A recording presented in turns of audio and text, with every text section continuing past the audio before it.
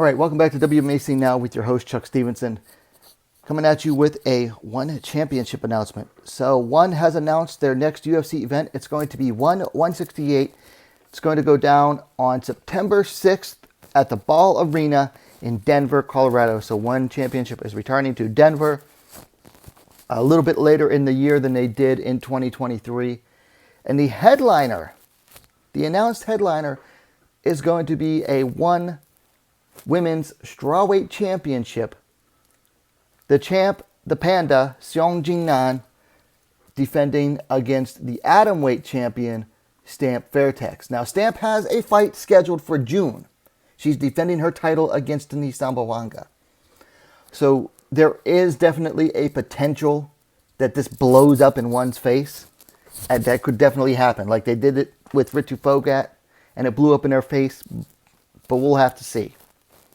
Because they scheduled Ritu Phogat for the Atomweight tournament, and then they scheduled her for a fight before then, and she lost it. So we'll see. I mean, I don't think Stamp loses to Denise Zamboanga, but that would be hilarious if that happened. So yes, Stamp is getting to challenge the title against Xiong, which her last title defense was against the ONE Atomweight champion, who at the time was Angela Lee. So all they do is, excuse me, all they do with Xiong's title anymore is have her defend against whoever's the Atomweight champ, it seems. Got a lot to say on this. Let's get into the stats on this. So the Panda comes in at 18-2. Stamp comes in at 11-2.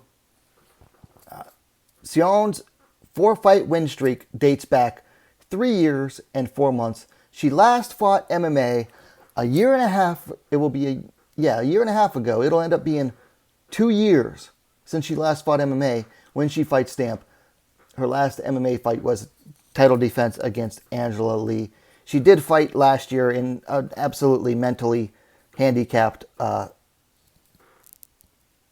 mixed rules bout, or like striking bout with special rules.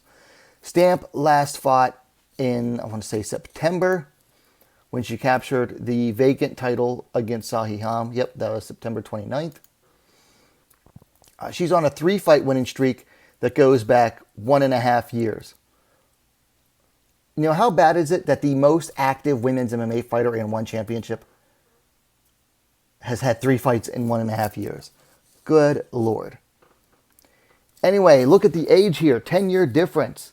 Xiong on the wrong side of her 30s at 36. Stamp is 26. The champ, the Panda, has a nice height advantage. 5 feet 5 inches, 165 centimeters to 5 feet 2 inches, 157 centimeters for Stamp. The reach the gap in the reach is closer though, at 64.2 inches, 163 centimeters for Xiong, to 63 inches, 160 centimeters for Stamp Fairtex. Okay, so skill-wise, Stamp is definitely the more well-rounded fighter, or at least a fighter that chooses to be more well-rounded. You know, Muay Thai is her stand-up style, definitely more well-rounded than the almost straight-up boxing style of Xiong. We don't get to see Xiong on the ground too much, but she is very good defensively, where Stamp is pretty much all offense on the ground usually.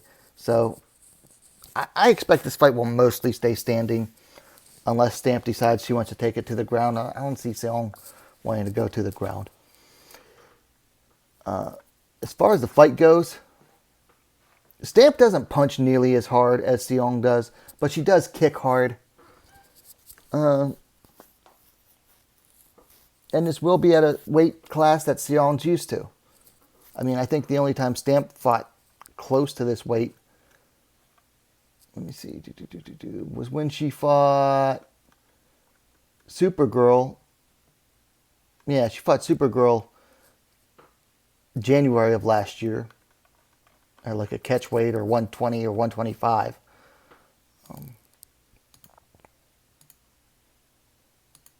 So, yeah, she has Xiong should definitely be more used to fighting this. And that's also not a lot of time for Stamp to really bulk up either. I mean, from June to September, she has July, August. She only has 3 months. That's not a lot of time to adjust to a new weight class at all. But she'll be coming in fresh, whereas Xiong will be coming in off of a year of inactivity and 2 years of inactivity from MMA. So those are my thoughts on the fight itself. Now, can we talk about how absolute bullshit it is that Stamp gets to stay active? She constantly gets fights, whether it's like even when they're not giving her MMA fights, they're at least, you know, trying to give her other fights. Whereas every other lady fighter in one MMA gets put on a shelf, especially if they're a potential Stamp opponent. Okay, it will be 2 years away from MMA for Xiong when she faces Stamp. 2 years away from MMA, with only one fight in between, and it was a one-dimensional fight with stupid rules. Then you look at Denise. Denise fights Stamp in June. She has not fought since April of last year. So that will be a year and 2 months away of no inactivity. Ring rust. Then you go look at Ham. Ham fought Stamp in September of last year. Now, she fought in March of last year as well. However,